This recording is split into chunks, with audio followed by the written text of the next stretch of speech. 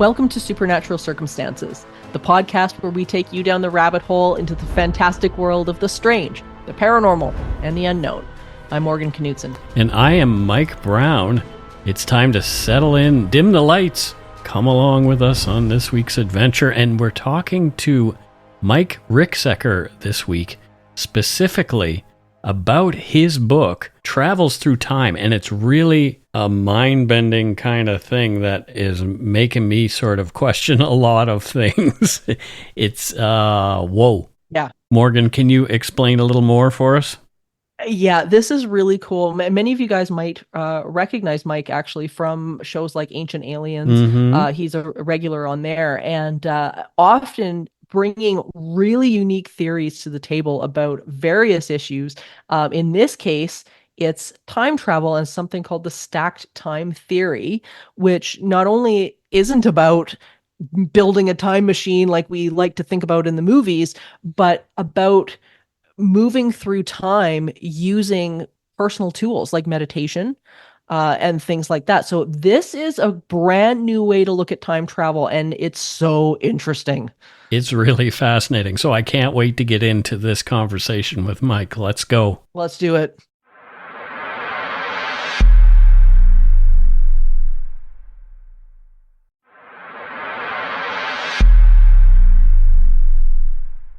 Well, this is really cool. And this is one of the most, I think, unique books that we've definitely had on the show. Mike, thank you so much for joining us about this topic. You are definitely the guy to talk to. Well, thank you both for having me. I definitely appreciate it and looking forward to the conversation.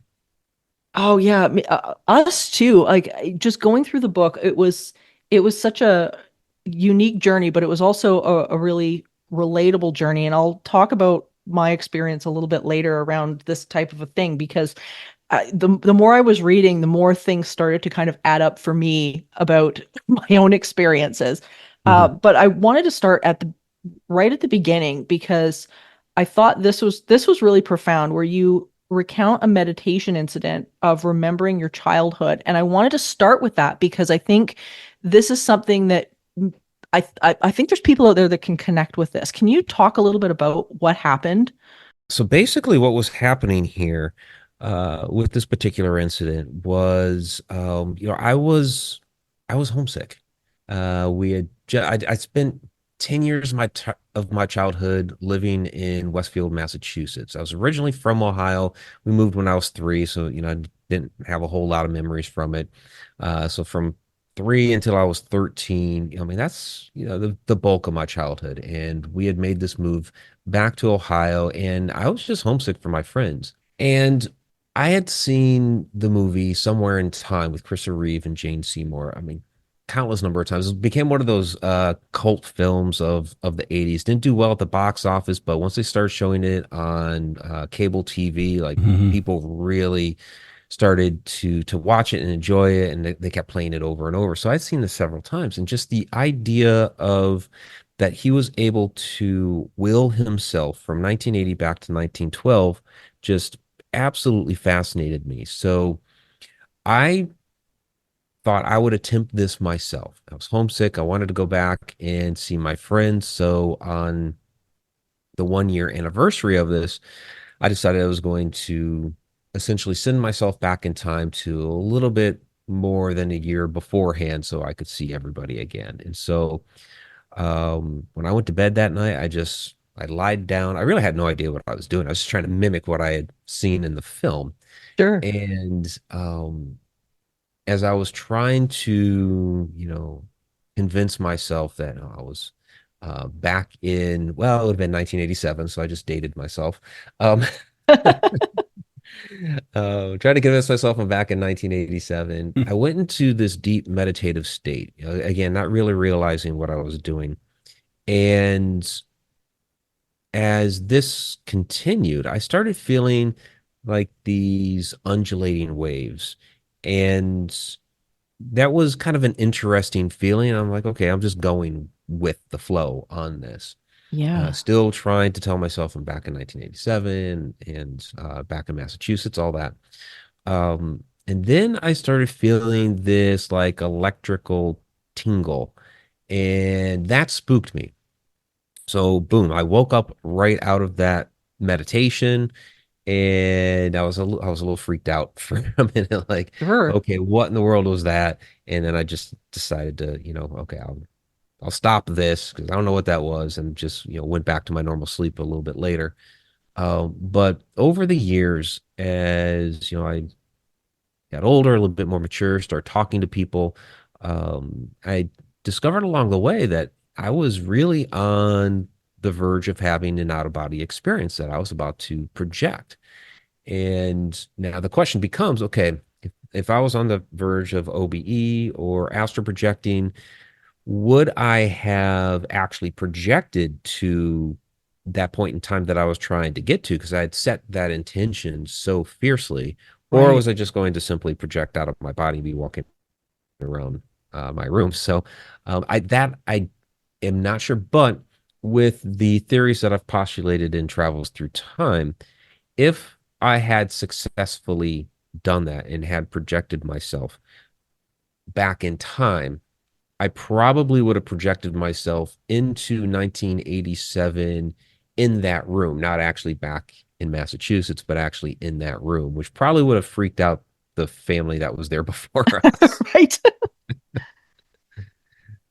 But that's, one of those things that really kind of set me down on the path of this type of research. I mean, I had all kinds of other paranormal experiences growing up, and things that I've experienced on investigations and what have you. But as far as the time travel element and the study that I put forward through for Travels Through Time, this is really where that began. Yeah, this was so interesting to me, and it kind of drew me back to work that I've read about in regards to the Monroe Institute and Mhm. places where they've really focused on the idea of not only having these out of body experiences, but actually being able to project yourself, whether it be into the future or into the past or whichever. And you bring up and talk extensively in the book about stacked time theory, because I know Mhm. everybody's probably sitting here listening going, well, how do you know in that moment that you're projecting yourself into the future or something like that, where there's how do you know that it's just not your imagination? And I thought this idea of stacked time theory is really interesting. It plays a little bit on the idea of course, resonance and vibration and so on and so forth. Mhm. But can you break down a little bit what this is? Because I think this is really profound. Yeah. So when we talk about stack time theory, we first have to look at, okay, what exactly is the nature of time?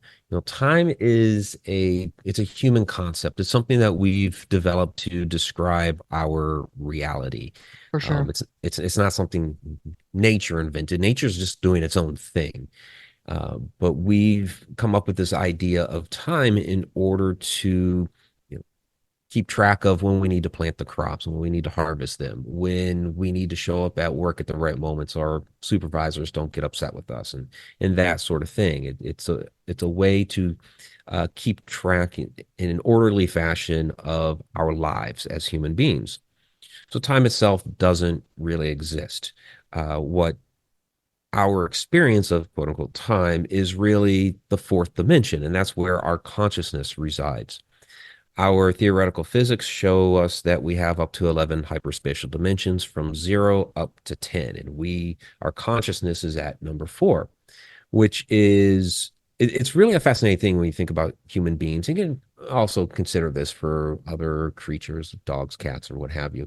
That we are multidimensional beings. Now, our fourth dimensional consciousness is resting in our third dimensional body. Hmm. When the 3D body passes away, our fourth dimensional consciousness is still there. And even science has gotten on board. Studies by Stuart Hameroff, Roger Penrose Yes. have shown that the consciousness or the soul actually does reside in the body, and that it goes off to the cosmos when we pass away. Now, when they're asked, okay, where does it go? They're like, Right. the scientists here even will even say, well, we're not really sure. That whole idea of, yeah, what happens after we pass away. So do we go off to one of those other dimensions, five, six, seven, eight, or beyond, or is it something even beyond all of that of what we understand of the universe? That's kind of the big question, but it does go somewhere. And so we could get into all kinds of different ideas about, that consciousness still being here in the fourth dimension. That's where we get like some of our spirits and ghosts, that sort of thing. But if it goes on to some of those other dimensions, five, six, seven, and beyond, or the home world, whatever that is, then you are taken outside of time. Mm-hmm. And it also stands to reason if we are beings living in the fourth dimension, that there are other beings and entities living in these other dimensions, five, six, seven, eight, and so forth. So they would be outside the scope of time. From our dimension here in the fourth, now you have free access and ability to interact with all the dimensions that are below yours. So for us, we have access to zero dimensions a point, and that one is controversial. Uh, Theoretical physicists argue about that one all the time. Yeah. First dimension is a line, second dimension is a plane, so basically like a flat surface. And then we have our three-dimensional objects that we interact with on a physical level. And so those other dimensions above us would be able to freely access time. That means it's all here right now, past, present, and future. Mm-hmm. So with stacked time theory, considering that if all time is concurrent, it's all here right now, take where you're sitting, and every moment that has happened, is happening, and will happen are all there right now. Each moment I liken to a photograph in a giant stack of photographs. Each of those moments has its own frequency, its own resonance, its own vibration. And sometimes those moments may resonate at the same frequency and bleed into each other. And that's where we'll get things that we call time slips. Some of these events that where we think we see, maybe some sort of haunting or an apparition or something like that, may actually be not so much a visit from a spirit or so forth, but they may actually be a glimpse at another point in time. And so that's kind of really the essence of what stacked time theory is. It's such a great breakdown, and I love the photography analogy because it just makes it really really accessible. And there's been so many time travel theories out there over the years, and this is the first time I've heard it broken down into a way that doesn't involve a machine that's kind of outside of ourselves. I think when we think of time travel, we think of something like, around the world in 80 days or something like that, where there's, some sort of machine just that's out there that we're supposed to do. But what I love about this is that it makes this accessible for everybody. How do you find that this differs from other time travel theories that are out there right now? Um, yeah, when you look at science, science does postulate a couple of different ideas, but they are all physical in nature and things that we just really can't accomplish. They say, well, yeah, we could build a machine, but we would have to harness like all the energy of the sun and pump that into the machine to be able to Right. do it, which would destroy the entire Earth. So, it's not possible. It's not Hmm. feasible. The same thing with trying to utilize a black hole. We could slingshot ourselves around a black hole. Well, we don't have a black hole close to us. And while sure, theoretically space and time bends around it, even getting close to it, even if you don't pass through the event horizon and get lost into the black hole, the strength of the gravity is so powerful around a black hole that it would basically rip you apart. They have a process called spaghettification, which basically this gravity would stretch you out, destroying you and your craft. So it's stuff that's just not even possible to do. So, why are we even talking about it in that sense? I guess we kind of have to because Yeah. people are going to pose the question to scientists. But yeah, they really haven't come up with a great way to really address time travel. I've always wanted to be taller, but spaghettification is not the way I want to go about it. No, not at all. it sounds just horrific, and it sounds like something out of Event Horizon or something Yeah. like that. That's what's Yeah. where my head's going. But yeah, like I love this combination of resonance and understanding like meditation and vibration, which we've talked about on the show endless amounts of times. I mean, Mike, I think we've, I mean, we're big meditators ourselves, and it's what's really cool about this for me is that this is something that's a not only accessible, but gives us a lot more power over like what's happening in our environment, what's being created in our environment, and even power, I think, over what has happened in the environment. It gives you that sense that, wait a minute, maybe things aren't as outside of my control as we think it is. Do you think that through this process, is there a way that we can alter events that have gone on? Because we talked to Dr. Dean Radin, this was about a year ago, and we were talking about the idea of retrocognition and the idea that we could sort of use our current position in this idea that everything is happening in this now moment and rewrite what has happened so that the universe kind of catches up with our current moment.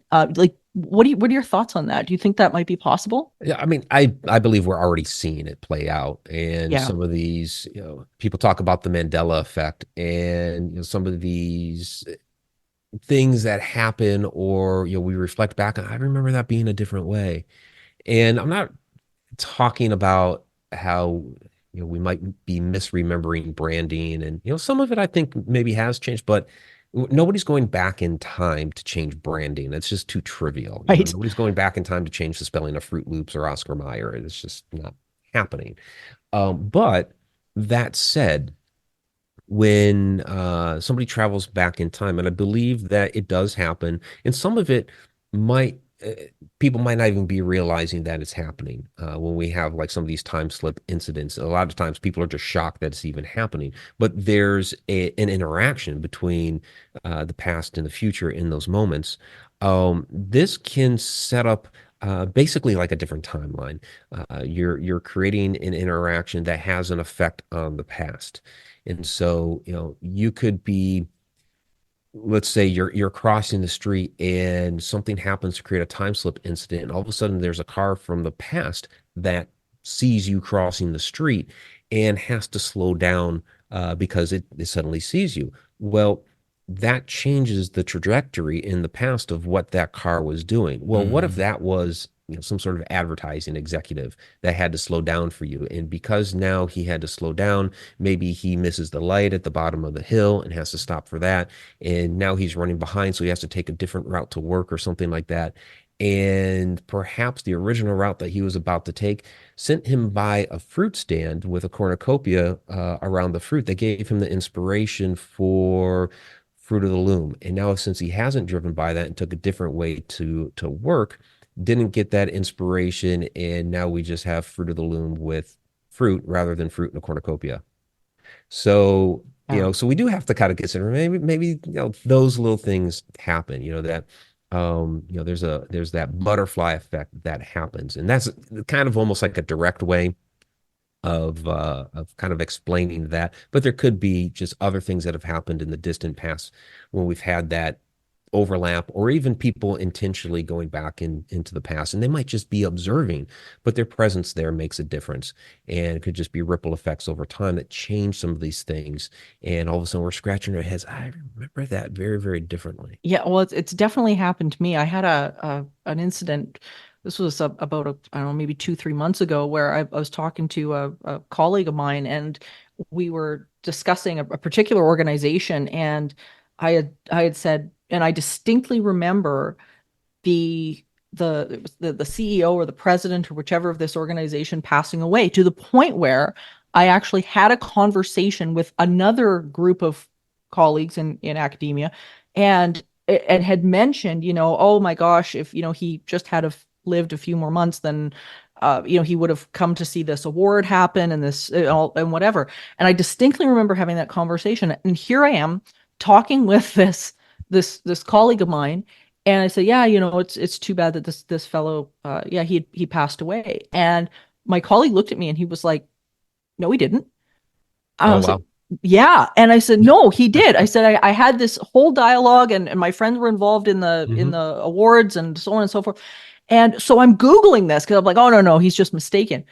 Lo and behold, that never happened, apparently. He Right. Yeah, it was the strangest moment, but it was the first like personal impact that I've had of something that just yeah, out of the blue, but it was really really interesting. So I mean, I wonder if it's something like that that I've experienced.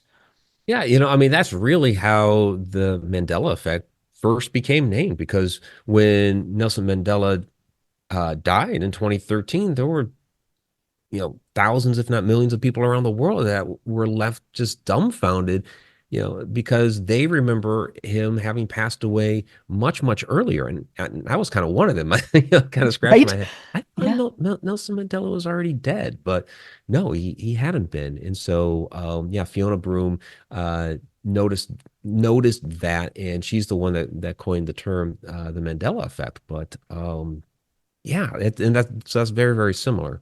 Yeah, we see that happen kind of more often than we really realize. One of the things that you talk about, and we've talked about a little bit here as well, is this idea of time slips. And just for the audience, sometimes what people will report, and Mike, you can correct me if I'm getting this wrong, is the fact that uh, they almost seem to be suddenly immersed back in a time period, or they see something that is reminiscent of another time period.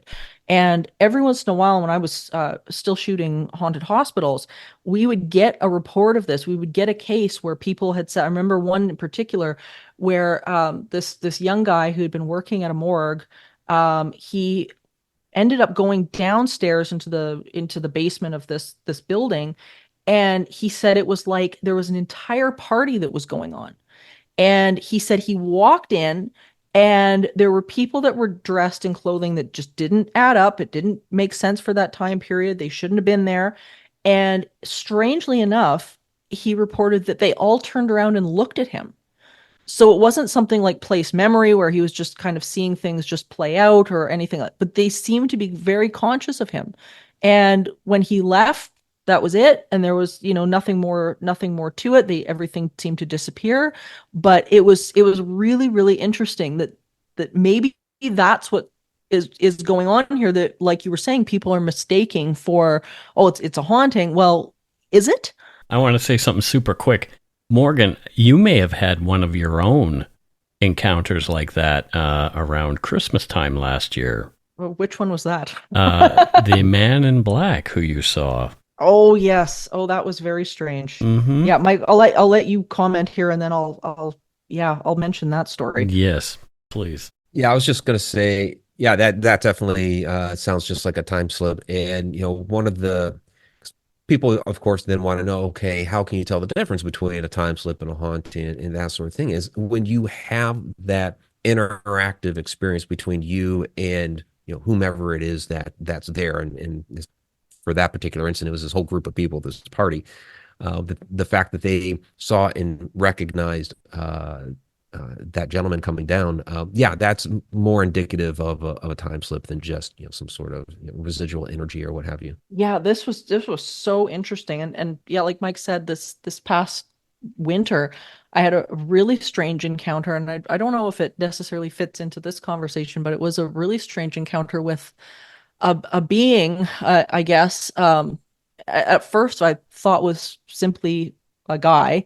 And I've been at a big mall that we have here. I was meeting a friend for supper, and I was the way this mall's laid out, there's restaurants kind of on either side of the aisle, and you can sit on the patio of these restaurants. So you're kind of in the mall, but you're at the restaurant. And I sat down and I noticed this really strange man, completely dressed in black, really nice suit. Like, I mean, there wasn't a fleck of dust on this guy's suit. He had a wide brim black hat with a briefcase, which it looked old, almost like an antique briefcase, leather briefcase, but it was pristine condition, pristine black dress shoes. and he was sitting just off behind me in the mall area. And when I looked at him, what caught my attention was I felt like somebody was watching me, and I turned around and I looked at him, and he had stark white skin. Like, I mean, I'm pretty pale. I Oh. mean, I'm Norwegian. I'm pretty pale, but this was like albino albinism skin Hmm. with very sunken features, very strange. Oh yeah, there, Mike's put the Oh, photo you up. actually took a photo of him. I took a photo of him, and he was completely out of place. I mean, this is Edmonton, Alberta. I mean, Wow. everybody's walking around. Yeah, everybody's walking around, right? In jeans and t-shirts. Most people are like farmer type people. Guy stood out like a sore thumb. And my friend who came to sit down and meet me noticed him without me even saying a word. And he got up and he came right by, walked right by our table, and kept going. And then a few minutes later, came back the same way. He was probably, I don't know, 5 feet from me, came back the same way, and like almost like he wanted us to notice him. And my friend was so freaked out, he wanted to leave. Like he was done with dinner. At that Yeah. point, he was like, "Who is this guy?" I'm like, "I don't know." But it was, it was such a strange encounter, and it really, really stood out for me. Mike, you were the first one I texted with the Yeah. photo because I Yeah. said, "I this is really, really interesting." And interestingly, it correlated with research that a group of researchers here in Edmonton and I have been doing about connecting with other dimensions and other Hmm. dimensional beings and so on and so forth. And then all of a sudden, this guy shows up. Never seen him since. Never seen him again. It was so strange, That's total Men in Black vibes. Yeah. right?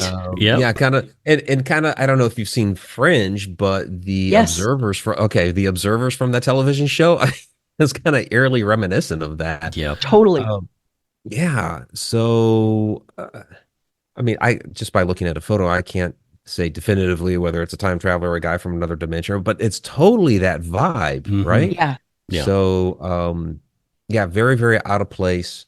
Yeah, I would say Men in Black sort of thing there going on. He looks to me like he's not only out of place but out of time. The way he's dressed, Yeah, the the dress is yeah, a little suspect. Yeah. yeah, and this strange briefcase. It looks very old school, but like Morgan said, it's pristine. Very, very Hmm. weird stuff. Yeah, it was really neat, but it brought me it reminds me a little bit about some of the things that you talk about, Mike, in the book, which is that there might be beings living in these other dimensions above us.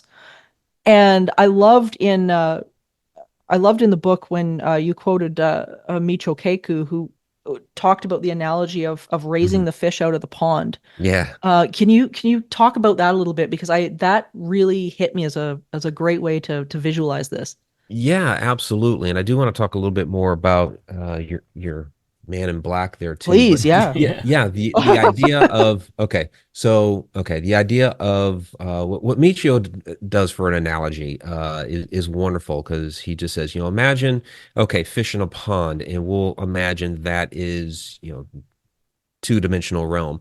If you were to pull them up out of the pond, they would see this whole other world that they can't see while they're inside of it. So, if it's in a park uh, with a pathway and a garden and all that, they have no idea it's there, and they pull the fish out. The fish gets pulled out of the water, and they see this entire world, this entire universe that they had no idea that was down there or was above there while they were down there inside the pond. So he likens us to being the fish in the pond, and if you pull us up out of this dimension into these other ones, we're going to see this universe and this world that we had no idea really existed. I mean, we have science fiction that tries to kind of show and explain some of that, but it's probably going to be even beyond our, wildest conceptions of what that would really look like.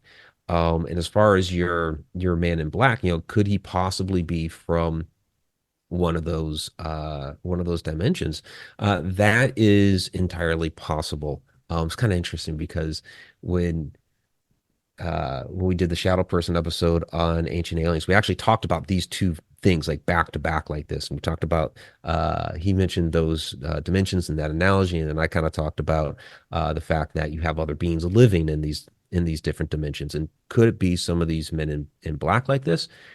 It's possible. And there's a fascinating story. I don't talk about it in Travels Through Time. I talk about it in A Walk in the Shadows, but it's applicable here in this conversation where okay, Albert K. Bender, he headed up the International Flying Saucer Bureau in 1952. This is he developed it back then. He organized it. This is back during the big UFO flap. We had UFOs over uh, Washington D.C. and all that. It was like, you know, hotbed of reports for that era for UFOs.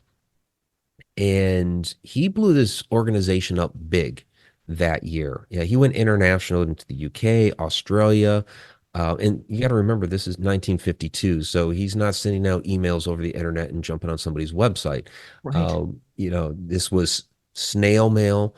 And to make a phone call back at that time, I mean, you're talking long distance rate. I mean, you guys might remember back at the time when we had to, you didn't call anybody long distance till after 9 o'clock, and you're going to get charged the Right. extra rates, Right. right? Yeah. Yep. So, so this is back during, you know, that time. So for him to blow this up international in that short amount of time in a year is actually really phenomenal. And then all of a sudden, boom, he closed the whole thing down out of nowhere. And people wondered why. They're like, what the heck's going on? Why did he close this down? Um, so about 10 years later, he ended up writing a book called Flying Saucers and the Three Men. And what he explained and why it took him so long was that he wasn't allowed to talk about it until after this 15-year mission. And what he told was that he had come home from work one day and he went upstairs into his room. And all of a sudden, materializing through the wall were these three tall, dark, shadowy beings wearing hats with glowing eyes and smelling of sulfur. Mm. And they basically told him, you need to stop your research into UFOs. And just kind of the gist of the story was that they were, uh, you know, extraterrestrial beings from somewhere else that were harvesting resources in Antarctica, and he needed to stop his research into this until they had completed. There was a 15-year mission that they were in the middle of, and you know, they didn't want Bender talking about this until they were gone, until their mission was completed. And so he did. He waited until after that time period was done, and then he wrote his book. Well, at the time I first heard this story, many moons ago, I'm reading that. I'm like, hey, this is like, you know, the hat wearing shadow entities that we hear about all the time. Well, other people hear the story and they're like, well, you know, these are the men in black, right? So what if we're really all talking about the same thing here? Exactly. Yeah. So an extraterrestrial men in black, you know, something that's paranormal, supernatural in nature. I mean, they could just be an entity from another dimension that, yeah, would still be extraterrestrial to us, right?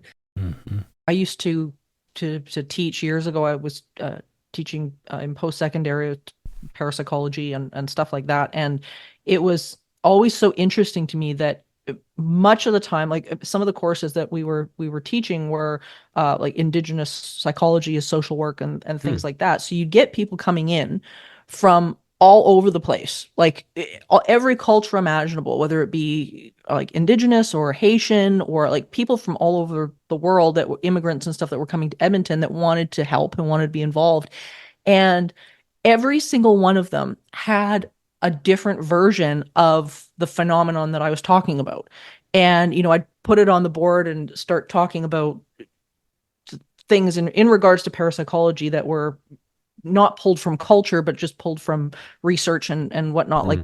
And they would always come forward and say, "Oh, I know what that is. That's a such and such." Mm. Yeah. And of course, they'd all have a story about where that came from in regards to their culture, but everybody was describing the same thing. Mhm. Yeah. And it is exactly what you're talking about, where everybody had just a different cultural descriptor of what it was, but yet everybody's describing the same stuff. And every once in a while, you'd get a couple of people that would get into an argument in the classroom, like, no, you're wrong. I know what that is. And it's like, guys, we're all take a step back. And it comes back to that whole idea of, you know, consciousness is a whole thing, and we see this tiny little piece of it, and we've got these other dimensions, and who the heck knows what's, you know, what might be out there. Yeah, absolutely. And yeah, that type of research is really fascinating. And that's I did some of that work with A Walk in the Shadows when I was covering, like old hag syndrome. You look Yes. at cultures all over the world since really the beginning of time, ancient Sumer, Egypt. You can go to Turkey, Brazil, Fiji, all over.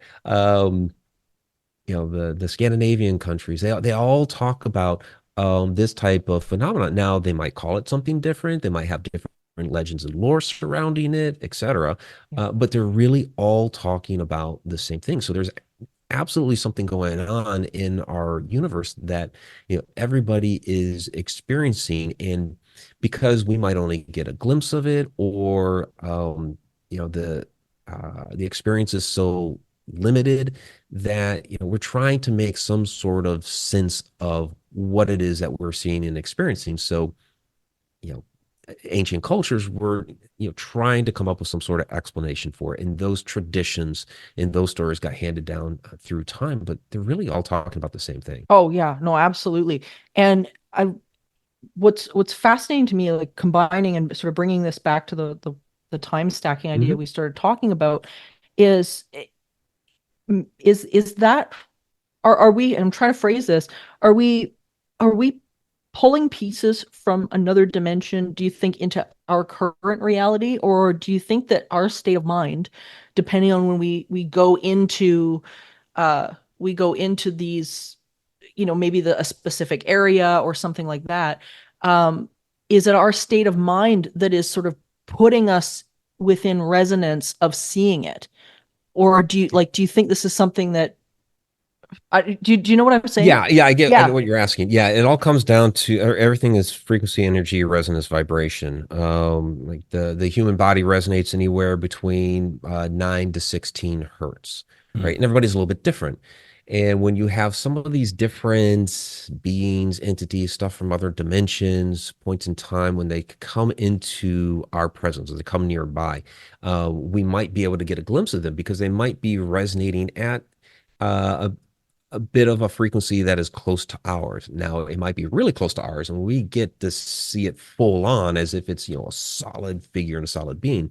Sometimes we're not as in tune to it, so we might just get a glimpse, like maybe almost like an apparition, or it might come off as you hear people talk about like a shimmer type person, or some of these shadows and these sorts of things. I liken it to the old school radios where you got to turn the knob, and I know we have knobs in our cars, and it kind of clicks through the right. stations to get exactly on the number. But back in the day when you had to tune that band, Yep. you had to get right on the station to be perfect to hear everything clearly. If you're a little bit before, a little bit after, it was Hmm. going to come in fuzzy. And so I think that's what's happening with some of these things that we can't quite make out. Maybe this is why Sasquatch is always blurry, right? Right.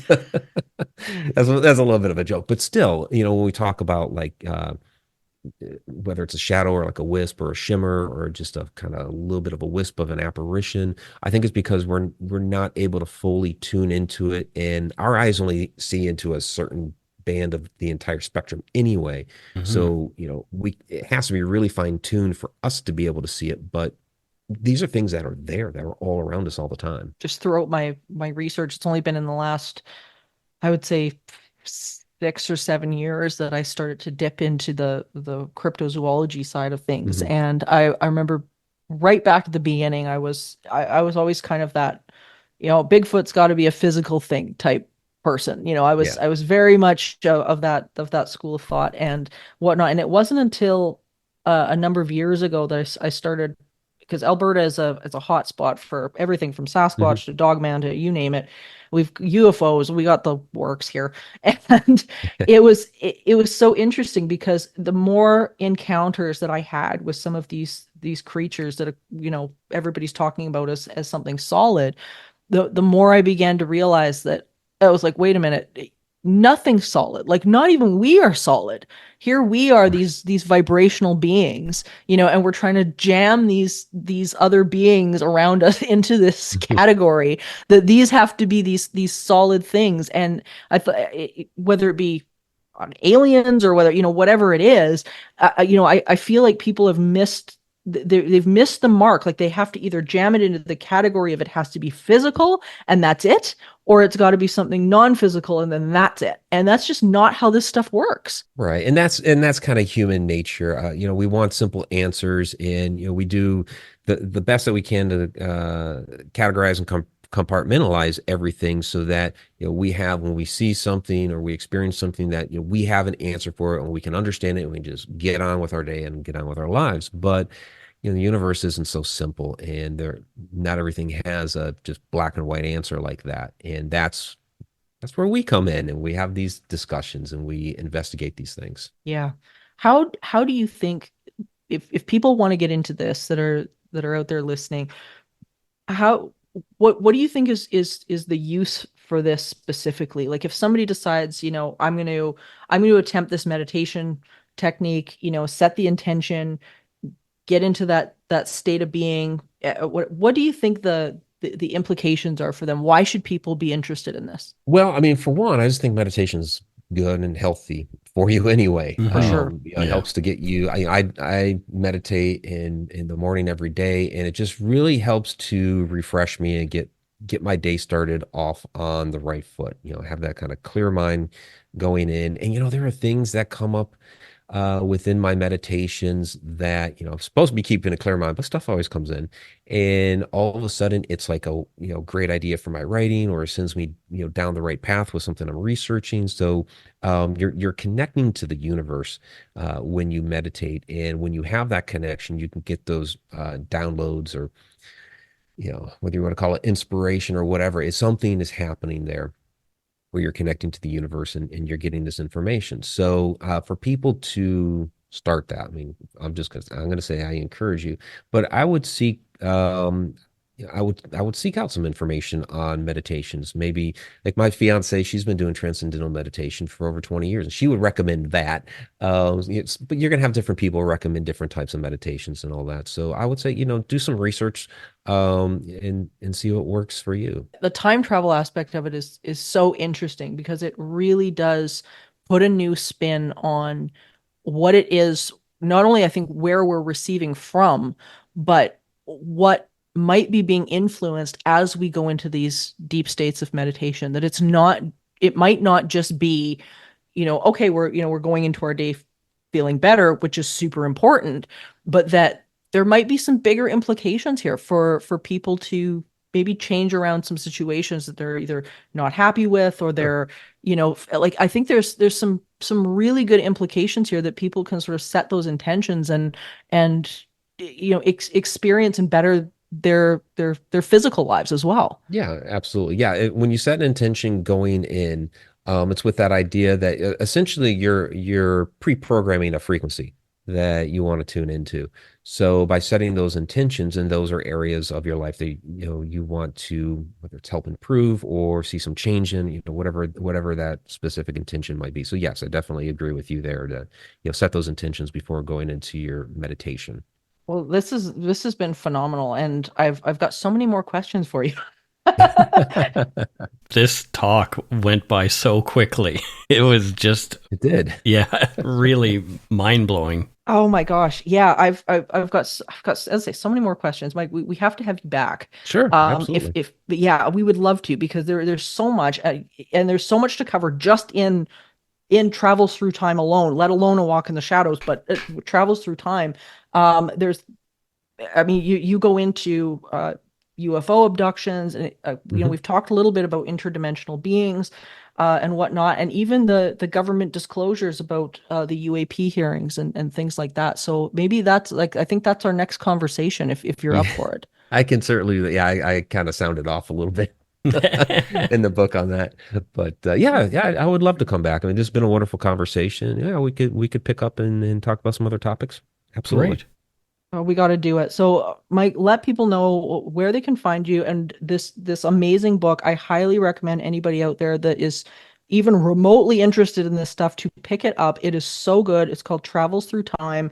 It is absolutely thought-provoking. You will not be the same when you put it down. Where can people find you, Mike?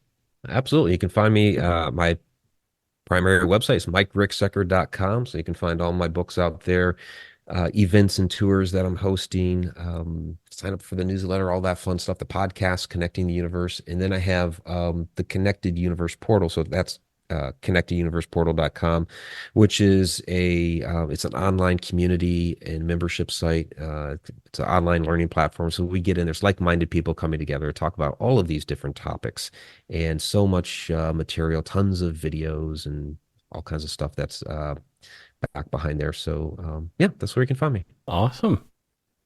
Oh, that's perfect. Thank you so much for doing this, and we will continue this conversation because we've just barely scratched the surface, but this has been a fantastic introduction for everybody. So thank you so much. Oh, thank you both so much. I really appreciate it.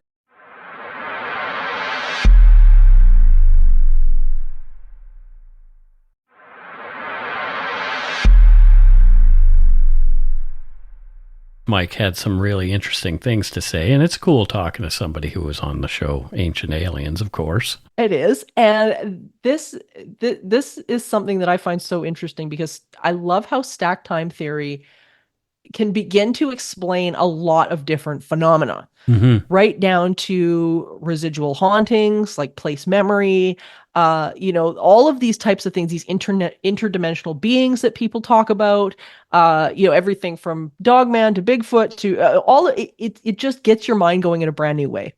Yeah, he really gets into that sort of quantum realm where all time is happening simultaneously. Everything that is happening has happened or will happen, is happening right now in this moment. Yeah. And the theory that he's talking about explores interconnectedness of past, present, and future, proposing that these temporal states may influence each other in ways that we don't fully understand. I'm reading a quote, of course, but holy crap, we can change things. We have more influence on things than I thought we did. Yeah, like it's really gotten my wheels turning about just basic stuff going on in my life. Mm-hmm. And which is what I think is so impactful about this. It's not some sci-fi theory, that this actually is something that everybody can utilize and make work in their life. And it draws on some of the points of many spiritual teachers that probably a lot of people listening are going to recognize. People like Eckhart Tolle, who talks about the Mm-hmm. power of now, that all our power is in this moment, that this moment is all we have and we can change what's going on. It draws on the idea of retrocognition and parapsychology, where we can actually kind of rewrite a past experience in order to manipulate future events. I mean, this is really interesting, and it's not so far outside the box of what many people that are following, as I say, people like Neville Goddard or Eckhart Tolle are used to hearing about. My brain is kind of leaking a little bit here, trying to understand what we just heard. Yeah, like there's so much that he's presented, but at the same time, it's so accessible. Mm-hmm. And the idea that we have to remember that time is not something that is linear. Time is a very human perception and human concept, and we've been taught it since we were kids, when we learned the hands of the clock. And well, Mm-hmm. did I just date myself, Mike? I dated myself. The hands of the clock. Yeah, I learned on a sundial, so I'm ancient. I'm hearing, speaking of time, that many of the kids today cannot read an analog clock, so Are you maybe this won't be serious? an issue for them. Yeah. Oh. Yeah, people are presenting them with an analog clock and they can't tell the time because they're so used to looking at their phones. Oh, we sound like such old people when we rag on kids for they're not writing cursive, they can't drive a stick. It'll be interesting though to see, because the analog clock, and part of the reason I'm bringing this up is that the analog clock is very much representative of time passing. Mm-hmm. And the digital clock is very much about whatever the time is in that moment. Yeah. And I wonder if there's going to be a bit of an easier time for that generation maybe to understand a concept like this Yeah. than maybe like our generation or the generation before us who were very much about, measuring time in different ways. Yeah, it's fascinating stuff, that's for sure. It's so cool. Like this is so cool, and I'm just so glad he was able to come on and talk about it because I hope everybody can go out and pick a copy of his book up. He's a really prolific author. He's written a ton of different books, and this one just really stood out to me because we haven't talked about time travel on the show before. Yeah. So his book, for those of you who are curious, it's Travels Through Time Inside the Fourth Dimension, and you can pick it up anywhere you buy your good books. Yeah, this is a really cool one. And for people who really want to take their spiritual practice or their meditation or whatnot to the next level, this is a great way to do it. There's also, for those who have the Expand app by the Monroe Institute on their phone, there is a meditation on the Expand app which uses this type of stack time theory and meditation to help you develop this. Ooh. So that's another resource for people as well. It's really interesting. Cool. Well, I'm going to go do that meditation right now. Right? Yeah. Let me know where you end up. Who knows? As long as there's lottery numbers involved, I'm good. That's what we're all looking for. So thank you for joining us on this eerie expedition, dear listeners. And remember, there is no line between the natural and the supernatural. All is consciousness. Until next time, stay curious, friends. Until next time. Wait a minute. Uh-oh. Hey. Oh, God. Bye. Bye, everyone. Supernatural Circumstances is a co-production of Entity Seeker Paranormal Research and Teachings and Good Egg Studios. This podcast is part of the Curious Cast podcast network. Theme music by Corey Johnson of Catalyst Records in Edmonton, Alberta. You can learn more about Morgan Knudsen at entityseeker.ca and learn more about me, Mike Browne, and listen to my show, Dark Poutine, at darkpoutine.com. Feel free to email the show at supernaturalcircumstances@gmail.com.